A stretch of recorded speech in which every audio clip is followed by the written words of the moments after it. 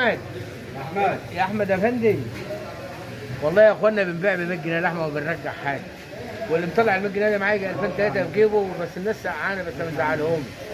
وانتوا لو حسبتوها صح هتيجوا تدوروا علينا فين وتاخدوا مننا اللحمه. احنا بيجيلنا من جميع انحاء البلاد من يا جماعه انا هدوق من الحواوشي وهقول لكم رايي ايه. من بره الشرقيه الثاني ياخدوا لحمه من هنا. ماشي.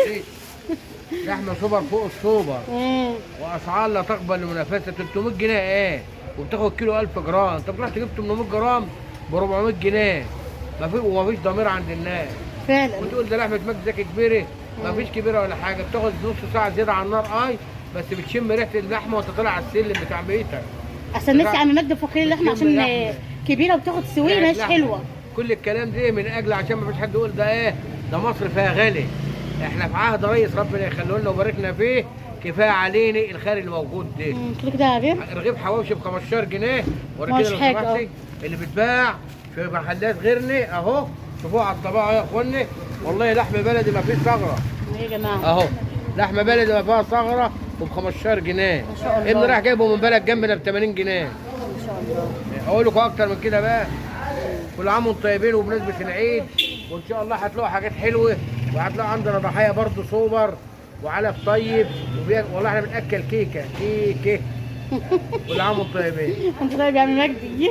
الناس المره اللي فاتت لما صورت لك الفيديو قعدوا يقولوا لي لا ده اللحمه بتاخد سويه كتير، ده اللحمه ما اعرفش ايه. قلت لهم يا جماعه ما شاء الله بتاخد سويه كتير بس جميله، شربتها حلوه. هو بتغطي كتير والله. فاحنا عايزين بقى نوضح للناس يا عم مجدي. اتفضل يا خال. اتفضل. عايزين بقى نوضح للناس بقى يعني بتاخد سويه كتير ديت ما شاء الله نوعيتها ايه اللحمه دي؟ ما فيش سويه كتير ولا حاجه، ساعتين وشويه على النار. انت عاوز اكتر من كده ايه؟ ولا الناس اللي عاوزه تجري بقى وتصرمح؟ لا الناس بتستعجل. كفايه انك تشم ريحه اللحمه وانت داخل البيت، تحس انك بتاكل لحمه وتكون لابس تقول واكل لحمه. طب يا عم مجدي اي حد بقى هيجي من طرفي هتديله قطعيه حلوه. كل هنا الناس سياه، الناس سواسيه كاسنان المس. ماشي يا عم مجدي. ولا يا عم شيخ فتحي؟ يلا يا فتحي توصلها يا ابني. هو بكره الصبح تعالى.